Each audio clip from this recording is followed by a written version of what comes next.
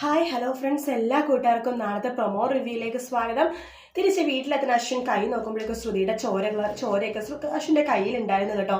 അത് കാണുന്ന അശ്വിന് ശ്രുതിനെ കുറിച്ച് മറക്കാൻ പറ്റുന്നില്ല. ആളിച്ചിട്ട് ആകെ ഭ്രാന്ത് പിടിക്കുകയാണ്. അതിനുശേഷം കാണിക്കുന്നത് നമ്മുടെ ശ്രുതിനെയും ഷ്യാമിനെയും മുഹൂർത്തം തെറ്റിയാലും കുഴപ്പമില്ല, ഇന്ന് വിവാഹ നിശ്ചയം നടത്തിയേ പറ്റുമെന്ന് വെച്ചാൽ അമ്മ വിവാഹ നിശ്ചയം നടത്തുവാണ്. കൈ നീട്ടാൻ പറയുമ്പോൾ ശ്രുതിയുടെ കയ്യിൽ ബാൻഡേജ് കാണുമ്പോഴേക്കും ഇത് എന്ത് പറ്റി മോളെ നിന്റെ കയ്യിൽ? അത് കുപ്പി ഗ്ലാസ് കൊണ്ടുവന്ന് ശ്രുതി പറയുന്നുണ്ട്. പക്ഷേ എങ്കിലും ശ്യാം ശ്രുതിയുടെ വിവാഹ നിശ്ചയം ശ്രുതിയുടെ അതായത് വലത്തെ കൈ വെച്ച് നടത്തുന്നുണ്ട്. നമ്മുടെ അമ്മായി അങ്ങനെ വിവാഹ നിശ്ചയം കഴിയുമ്പോഴേക്കും ശ്രുതിക്ക് ആകെ വലത്ത് വിഷമം തോന്നുവാണ്. കാരണം അശ്വിനെ കുറിച്ചുള്ള ചിന്തകൾ കൂടി വരുവാട്ടോ. വിവാഹ നിശ്ചയം നടത്താൻ വേണ്ടി ശ്യാം എന്താ ചെയ്യാന്ന് വെച്ചാല് അച്ഛനെ കുറച്ചുകൂടി ടെൻഷനായി എന്ന് പറയാനായിട്ട് അച്ഛനെ കഴുത്തി പിടിച്ച് നിരക്കും കേട്ടോ.